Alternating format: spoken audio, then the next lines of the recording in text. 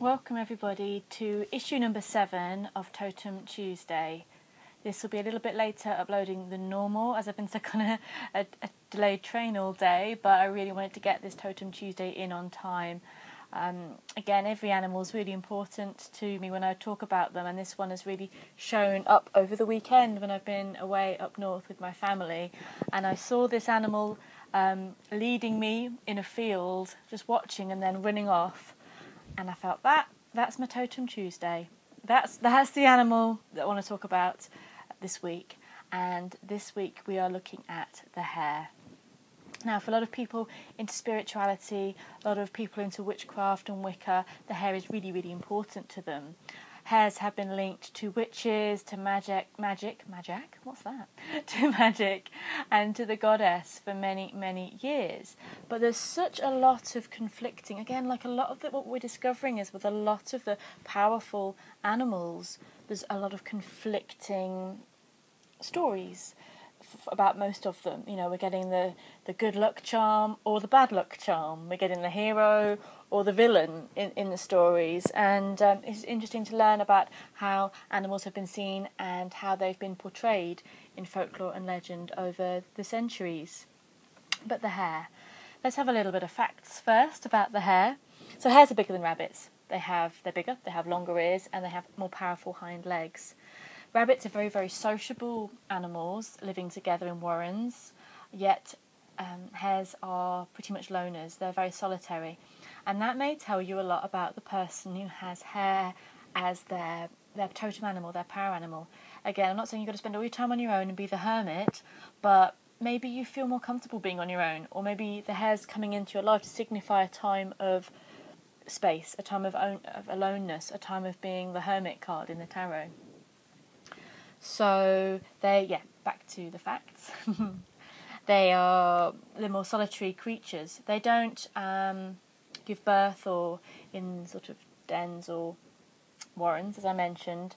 They have sort of nests. They give birth above ground, and they give birth to their babies. They're called leverets up until they're a year old, and they're so well developed that within hours, within a very short time of being born, these little baby hares are almost capable of taking care of themselves, which is pretty awesome and shows you a lot about the independence of the hare.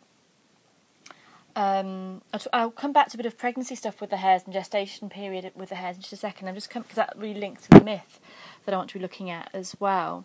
So there's two main species of hare. There's the European brown hare, which is the hare that I've been seeing, and also there's a snowshoe hare as well. And snowshoe hares and the snowy owl, they're very linked. Their population is very, very linked. So someone that maybe has a snowshoe hare as their totem may want to look at information about owls and snowy owls as well. They're linked in a way that when the hare population's low, the snowy owl stops breeding, because if the hare population dips too low, then the snowy owls can actually die of starvation. So you can tell they're probably eating little hares or eating things that the hares bring in the area. So there's a real link that the snowy owls will stop breeding. They'll know this is not the time. It's interesting. And if you want to have a look at hare totem energy, maybe owl energy as well, both being very lunar creatures and animals, it could be worth checking out both of their stories. I will do a Totem Tuesday very, very soon on the owl. I think that's one that's calling or hooting out to have a video about it very soon.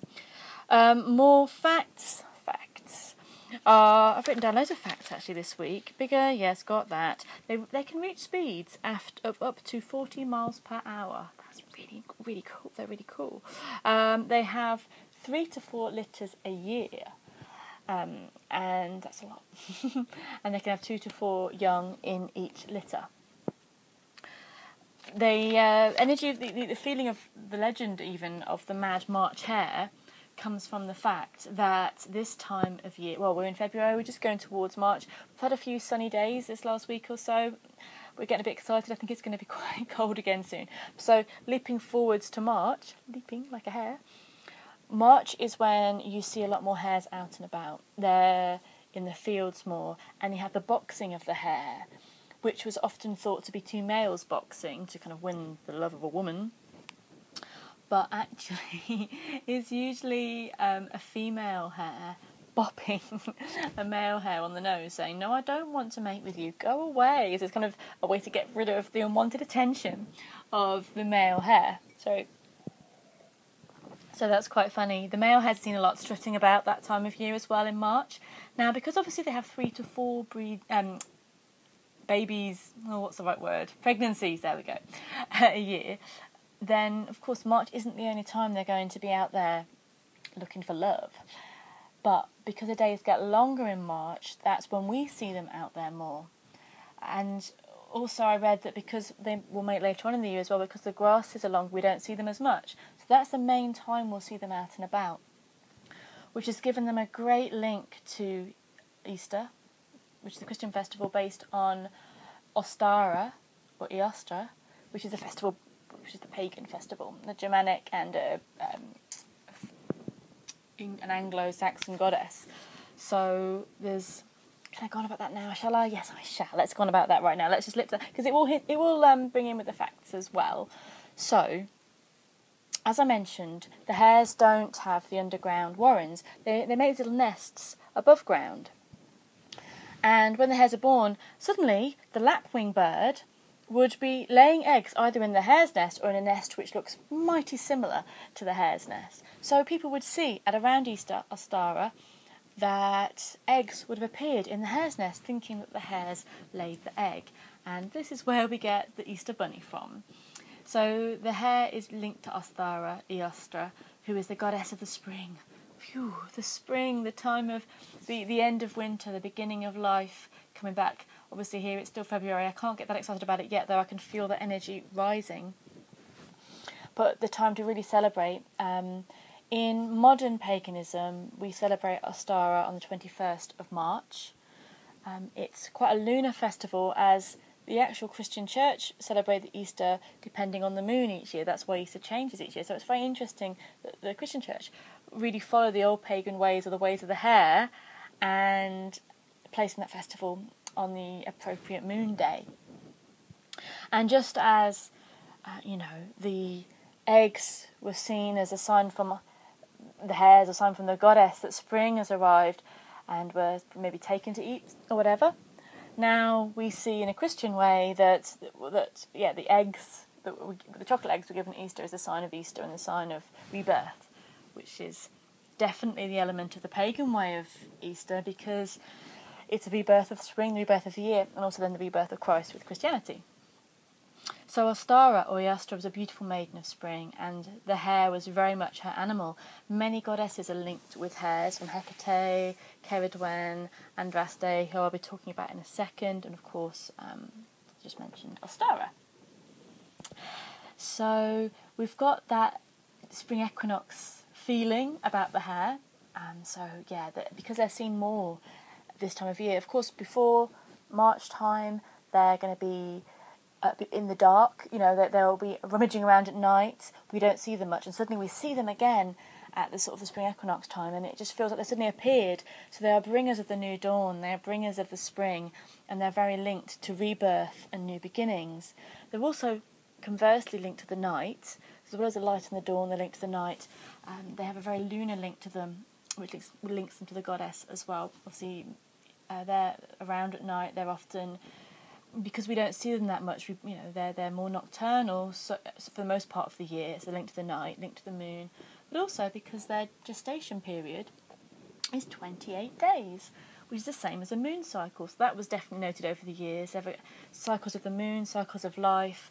Anyone with a hare totem should be really in tune with the cycles of the moon and the flow of the moon, the flow of water, the flow of emotions. And if they're not in tune with it, then it's a good thing to look at. If you're not feeling in tune with it, this is, but you're feeling that hare is your totem, it's definitely a time to tune into the cycles of the moon, watch when it's full, watch when it's waxing and waning, write down your emotions, see how your moods go, because hare people will be very, very linked to the energies and the tides of the moon. And also in that breath, we look at psychic intuition, we look at clairvoyance, which is also a hare gift, if you will, for people born with, or people who've taken on hare as a totem, or of people that Hare has just visited them at the moment in their lives, and they feel that Hare has a special message. Maybe like I did, you're walking through a field and suddenly you're aware of a hare staring at you and suddenly running off again. So intuition, trusting your gut instincts, very important for people with Hare energy. And also maybe divination. You could be feeling drawn to different kinds of divination, whatever feels right for you, experimenting with divination. As I move on to Boudica or Boadicea and the goddess Andraste or Andrasta, the hare is linked with these two ladies and goddesses. For when Boudica, who was the head of the Iceni tribe, was taking her final launch to attack and to conquer London after a very successful campaign against the Romans, she, on her battle speech, she hailed Andrasta, and she said that, she pulled a hair from her skirts, and a hair fell from her skirts, and whichever direction it ran in was if it was the good direction, which I think was the left, that meant that they were having success. And if it was a bad direction, which I think was the right, obviously, it would mean that they wouldn't do so well. And because the hare ran to the left, they felt it was a message from the goddess saying, you're going to win. And it hail Andraste, for battle, we'll fight in battle. So because the hare's been used in divination, the hare and divination is quite a link.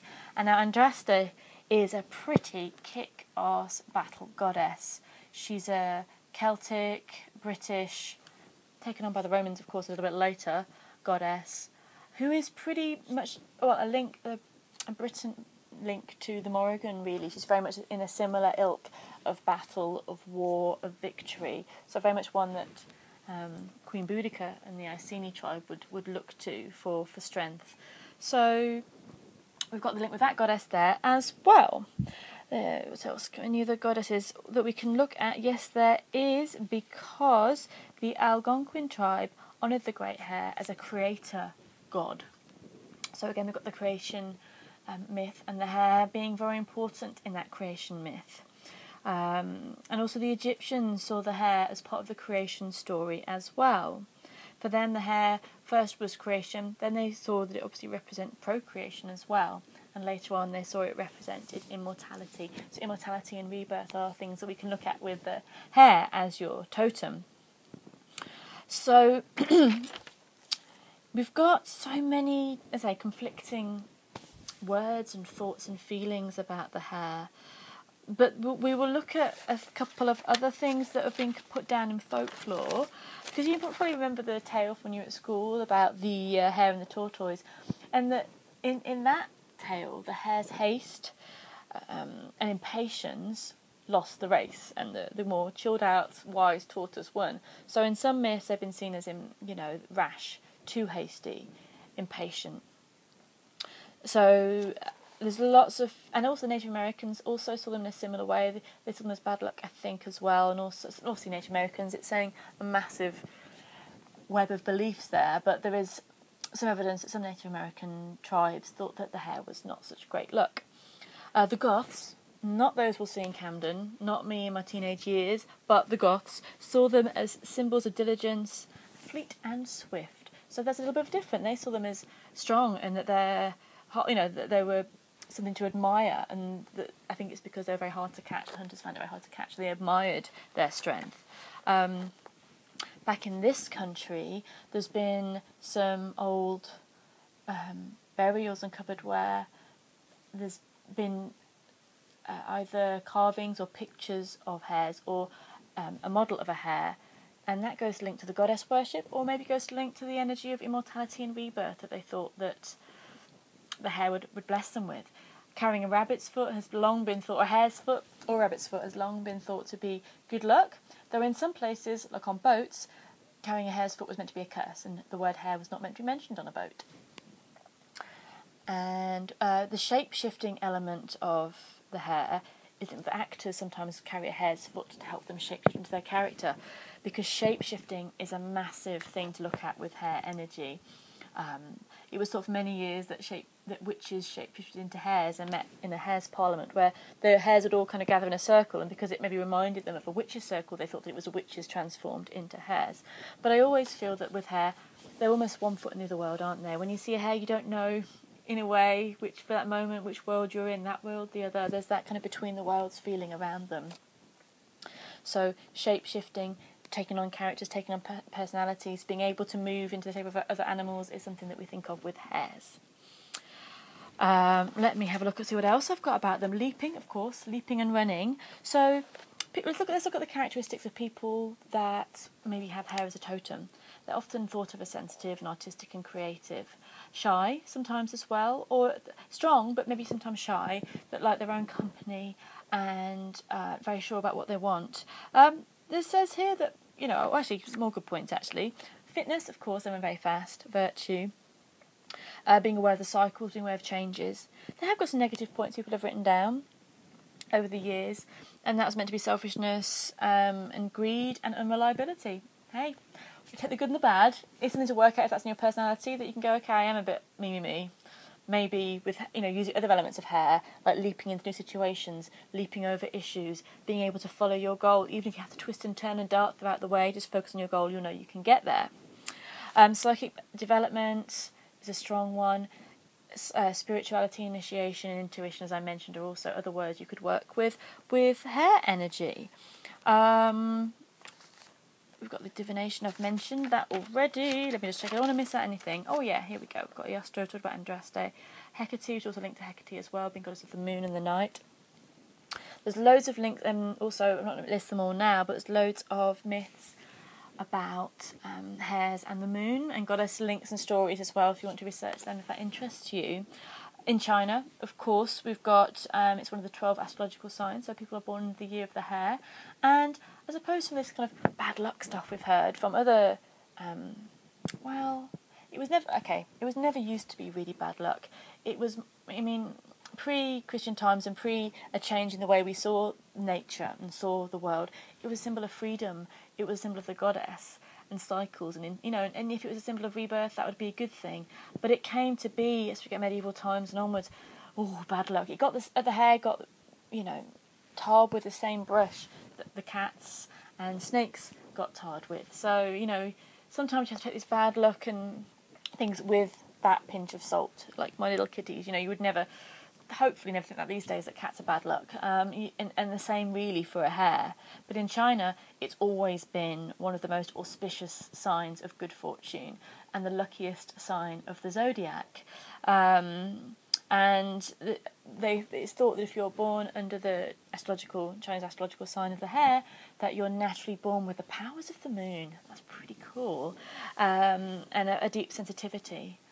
So, yeah, I do go on a bit, as I'm aware, and I think I will stop that for now. So I would like to get this uploaded today, so you can have it on Totem Tuesday, not Totem Wednesday. Thank you so much for watching. Please share your hair, not your hair, but your hair stories down here. Let me know. I've heard some brilliant stories from you guys. I know I've not had the time to reply to all of them. I will, I promise, as much as possible, I can promise.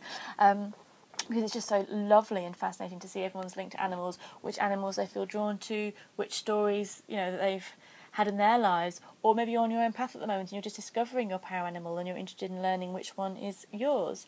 Thank you for getting involved. If you'd like to subscribe, that would be great, and like and all the rest of it. Take care, and I'll see you next Tuesday, if not before. Bye.